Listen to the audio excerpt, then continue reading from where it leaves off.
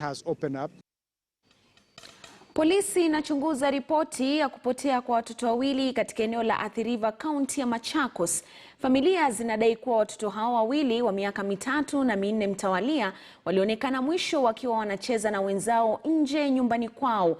Mwanahabari wetu Siraju Rahman Abdullahi alikuwa eneo hilo na kutuandalia taarifa ifuatayo. Utadhani wanaume hao wawili wanabandika mabango ya matangazo ya biashara, ila baba wa watoto waliopotea Alvina Mutheu na Henry Jackton wanasambaza mabango haya angalau fununu ya waliko iwafikie. Wiki moja iliyopita, Jackton mwenye umri wa miaka 4 na Mutheu mwenye miaka 3 wanaoishi katika jengo hili eneo la Athi River waliripotiwa kutoweka. Anajaribu kutazama hizo matingatinga sikiweka mapai. Ndio walipotelea hapo, ndio walionekana wa mwisho. Walikuwa wanaweka tu karibu na plot ile wanaishi. Ndio siku ya mwisho kumuona. Ilikuwa saa 5:30. Nyumbani kwa kina Mutheu, kumbukumbu za mwanasesere na sare za shule zikiwatatiza wazazi wake.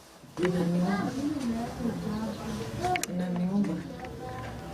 Kama uoni mtoto na ni wako, hata unashindwa hizo nguo utaweka wapi? Ningependa tu arudi. Leo tuendelee kufurahia na mtoto wetu. Mamake Alvina anashuku kuwa bintiye huenda aliibiwa na watu wasiojulikana. Vile namjua Alvina,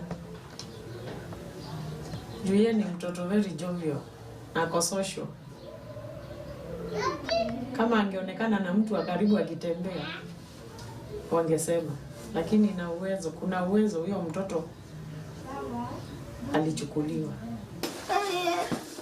Naye babake mtoto Jackton anaendelea kukumbatia begi yake ya shule akitumai atarudi shuleni na nyumbani, mawazo yakiendelea kumzonga sihaba.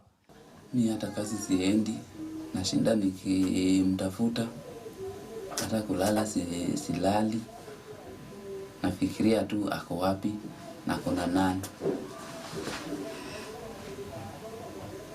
Hakuna imani kwa nyumba. Kisa hicho tayari kiliripotiwa katika kituo cha polisi cha Athi River na uchunguzi umeanzishwa.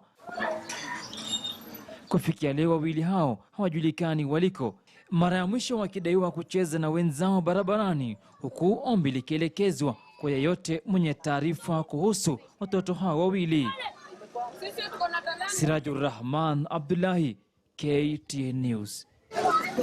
Na bila shaka mtazamaji, ni uchungu tu kwa mzazi yote yule kumpoteza mtoto wake.